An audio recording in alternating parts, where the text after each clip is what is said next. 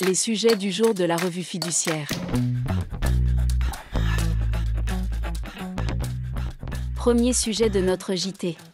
Plafond de la sécurité sociale 2024. Sans attendre la parution de l'arrêté au JO, le bulletin officiel de la sécurité sociale a confirmé que le montant du plafond de la sécurité sociale s'élèvera à 3 864 € par mois en 2024, soit 46 368 € pour une année complète. Cette annonce est conforme au montant prévisionnel indiqué dans le rapport provisoire de la Commission des comptes de la sécurité sociale diffusé début octobre. Le BOSS indique aussi les autres valeurs du plafond, qui se déduisent des règles de calcul prévues par le Code de la sécurité sociale. Plafond trimestriel, 11 592 €. Plafond par quinzaine, 1 932 €. Plafond par semaine, 892 €. Plafond journalier, 213 €. Plafond horaire, 29 €. Pour rappel, lorsque la périodicité de la paye n'est pas mensuelle, le plafond mensuel est à ajuster pro rata temporis en fonction de la périodicité de la paye, sans passer par ses valeurs périodiques. Un arrêté doit officialiser le plafond 2024. Deuxième sujet de notre JT.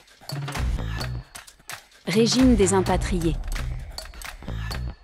Les salariés et dirigeants impatriés peuvent, sous certaines conditions, bénéficier d'une exonération de leurs primes directement liées à l'exercice temporaire de leur activité professionnelle en France à hauteur de 30% de leur rémunération totale.